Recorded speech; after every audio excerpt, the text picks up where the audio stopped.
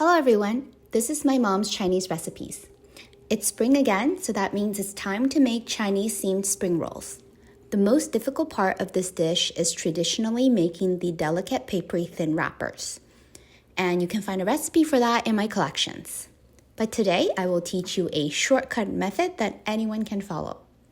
First, we will make the dough. You can use all-purpose flour or bread flour. The key is to just have a 1-to-1 ratio between the water and the flour. I'm using a cup here to measure, but you can even use a bowl. As long as the water and flour amount is equal, it will be fine.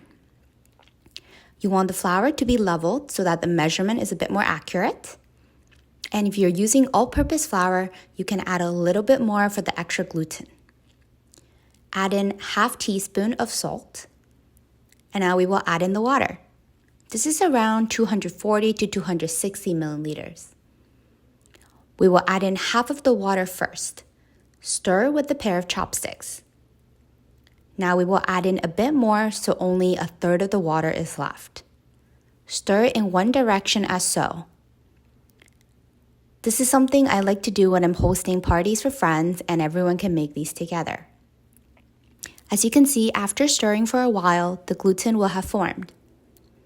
Now we will add in all the rest of the water. Be patient with mixing. All the water will go in. You want the final liquid to be smooth without any large particles. We will let that rest for about 10 to 15 minutes. In the meantime, I'm going to prepare a non-stick flat pan. You will also need a brush like this. Heat your pan with low heat.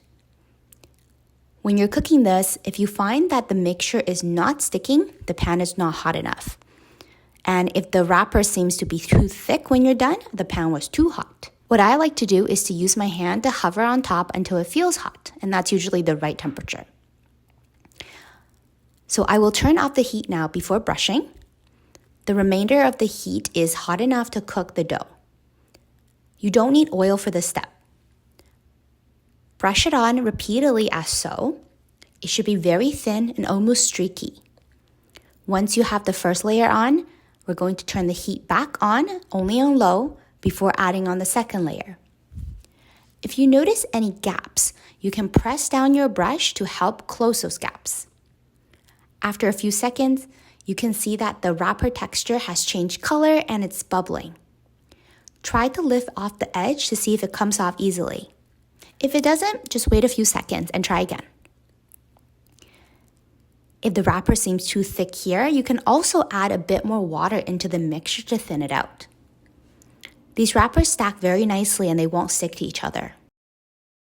Between making each wrapper, you want to wipe the pan clean before doing the next one. Now it might look like a lot of steps, but once you get the hang of the steps and a sense of the right temperature, it's actually very simple. All of these took me only 10 minutes. And a tip I have for first timers is not making the wrappers too thin, as they might come off really crinkly and almost dry. This recipe makes about 10 to 12 wrappers, and stacking them together will keep them nice and soft. You can also cover them with some saran wrap and steaming them for a bit if they get too cold. Now we will make the quick filling. I'm slicing up some crispy cabbages, but you can also use bean sprouts. The rest are traditional fillings shown on the screen and the description box. We will have sliced carrots, black wood ears, shiitake mushrooms, and 5-spice dried tofu. Add some oil in the pan, and we will put in the carrots first. You want to slice them as thin as possible for the flavors to come out quickly. Saute for a bit and then add in the mushrooms.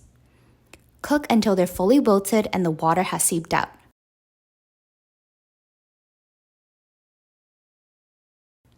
Now you will add in the wood ear slices and the tofu slices. This combination is the secret to delicious spring rolls. After everything is soft and you can smell the aroma, add in the cabbage slices.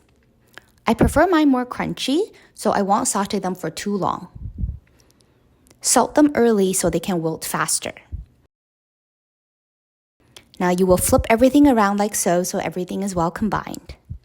This should take only a few minutes. For the seasoning, we will have some white pepper, rice wine, and soy sauce.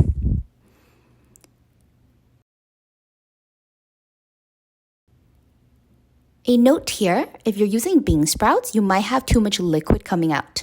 What you can do is to add a bit of cornstarch slurry, which you've seen in all my other recipes, and this will thicken it up very quickly, making it easier to wrap.